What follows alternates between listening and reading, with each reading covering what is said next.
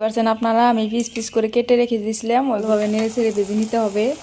প্রথমে কি করতে হবে আপনারা দেখতেই পারছেন, আমি এখানে আধা কাপ সুজি নিয়েছি। তো এরপর কি করতে হবে চলেন যাই আপনাদের দেখাই। আমি এখানে কড়াই বসিয়ে দিয়েছি, তো কড়াইটা গরম হয়ে গেছে। এরপরের ভিতরে তেল দিয়ে নিচ্ছি, আমি সাদা তেল দিয়ে নিচ্ছি। এবার তেলটা একটু গরম করে নিতে হবে, গ্যাসটা মিডিয়ামে রাখবেন। তো আমি মিডিয়ামে রেখেছি।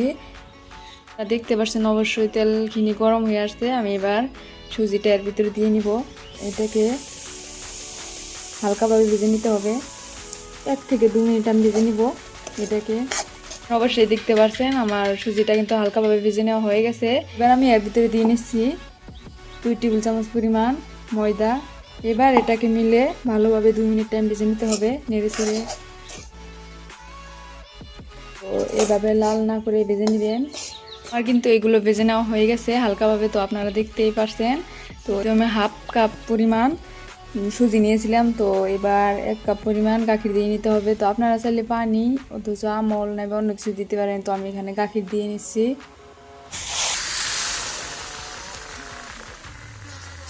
একটা কথা অবশ্যই মনে রাখবেন, যেটা দিয়ে সুজি দিতে হবে ওইটা দিয়ে কিন্তু জল দিয়ে নিতে হবে বা গাখির দিয়ে নিতে হবে, ওর থেকে ডাবল পরিমাণ।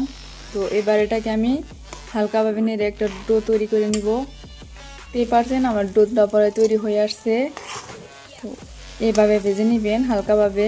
আমার ডো হয়ে গেছে, এবার আমি এগুলো নামিয়ে নিচ্ছি। আপনারা অবশ্যই দেখতে পাচ্ছেন আমি এগুলো নামিয়ে নিয়েছি। তো এবার এগুলো 5 মিনিটের জন্য ঠান্ডা হতে দিয়েছি।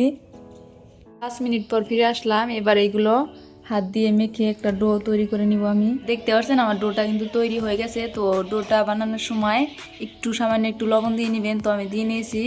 এবার এগুলো আমি একটা আকৃতি করে নিব। আপনারা চাইলে যে কোনো আকৃতি করে নিতে পারেন।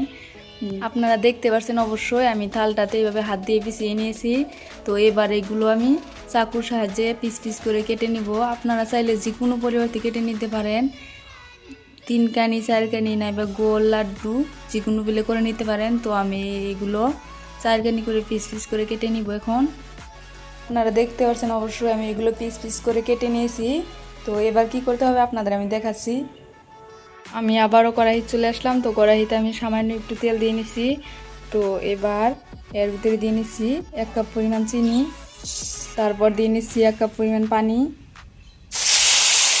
এবার এটাকে ভালোভাবে জাল করে নিতে হবে।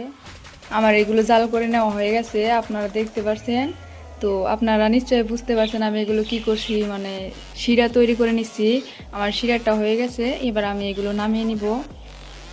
আপনারা দেখতে পাচ্ছেন অবশ্যই আমার শিরাগুলো হয়ে গেছে, নামিয়ে নিচ্ছি। এবার কি করতে হবে আপনাদের আমি দেখাবো। আমি আবারও চলে আসলাম কড়াইয়ের কাছে। তো কড়াইটা গরম হয়ে গেছে, এবার এর ভিতরে দিয়ে নিতে হবে সাদা তেল। আমি এখানে পর্যাপ্ত পরিমাণ তেল দিয়ে নিচ্ছি। এবার তেলটা গরম হতে দিতে হবে। দেখেন আপনারা আমার তেলটা গরম হয়ে গেছে। পারছেন আপনারা, আমি পিস পিস করে কেটে রেখে দিয়েছিলাম, ওইগুলো তুলে নিয়েছি। এবার এগুলো আমি তেলের ভিতরে দিয়ে নিব। আমি একটা একটা করে সবগুলো এর ভিতরে দিয়ে নিব।